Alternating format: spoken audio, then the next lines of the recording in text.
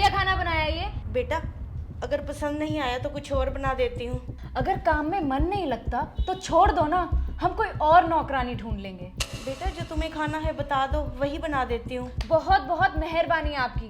रोज रोज का यही ड्रामा है। अब मुंह क्या देख रही हो मेरा? उठाओ उसे। क्या हुआ? क्यों चिल्ला रही हो इन पे? पापा, इनको जो बोला था वो तो बनाया नहीं इन्होंने। पता नहीं क्या घटिया खाना बना दिया है। बेटा इनकी तबीयत खराब थी, मैंने ही कहा था इनको कि हल्का फुल्का कुछ बना दो। इस उम्र में आके बीमारियां ही तो लगनी है, कोई काम ढंग से तो होता नहीं इनसे। बेटा थोड़ा एडजस्ट करना सीखो। पापा, आप इसकी जगह कोई और नौकरानी क्यों नहीं रख लेते? कीर्ति ये नौकरानी नहीं, हमारे घर की मेंबर है। सॉरी बोले ने। पता नहीं ऐसा कौन सा जादू कर रखा है इसने आप पे, इसे कोई कुछ कह ही नहीं सकता। ये उम्र में बड़ी है तुमसे, तुम्हारा और घर का कितना ख्याल रखती हैं। पता है मुझे किसका कितना ख्याल रखा जा रहा है। प्लीज मेरा मुंह मत खुलवाइए। क्या मतलब है तुम्हारा? आप चाहे तो अच्छे से अच्छे नौकर रख सकते हैं, पर पता नहीं आपको सारा काम लक्ष्मी से ही क्यों करवाना है। कौन सी सर्विस देती है ये आपको जो आप इसे निकाल ही नहीं रहे? कीर्ति रहने दीजिए, बच्ची है। बच्ची नहीं है ये, इसे पता होना चाहिए क्या बोलना है और क्या नहीं। आगे से तुमने अगर लक्ष्मी के बारे में कुछ कहा तो मुझसे बुरा कोई नहीं होगा। जाने दीजिए बेटा, मैं कुछ और बना देती हूँ।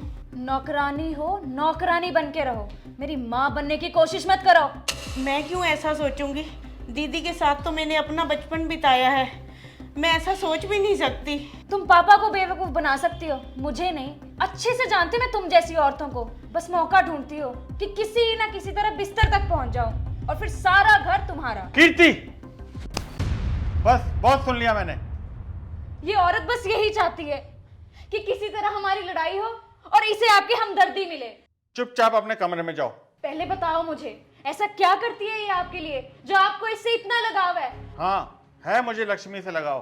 भाई मानती है मुझे, बचपन से इसने तुम्हें पाला पोसा और बड़ा किया है। तुम्हारी माँ ने मरते वक्त लक्ष्मी से वादा लिया था इस घर का और खास करके तुम्हारा अच्छे से ख्याल रखेगी और तुम्हें तुम्हारी माँ की कमी महसूस नहीं होने देगी। इसने हमेशा अपनी खुशी को सेक्रीफाइस करके इस परिवार को प्रायोरिटी दी है। अगर लक्ष्मी ना होती तो पता नहीं मैं अच्छे से तुम्हारी परवरिश कर भी पाता या नहीं। तुम्हारी माँ को इस पे भरोसा था, बहन मानती थी वो इसे। सही मायने में माँ का फर्ज निभाया लक्ष्मी ने। पर आपने ये बात मुझसे छुपा कर क्यों रखी?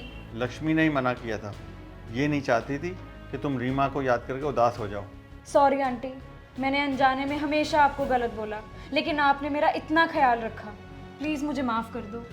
तुम बचपन से ही मेरी लाडली रही हो और शुरू से ही इतनी जिद्दी थी।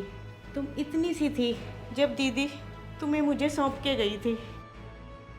दीदी की कमी तो हमेशा खलती रहेगी, पर ये चाहूँगी कि उन्हें इस बात पे नाज होगा कि मैंने तुम्हारी परवरिश अच्छे से की।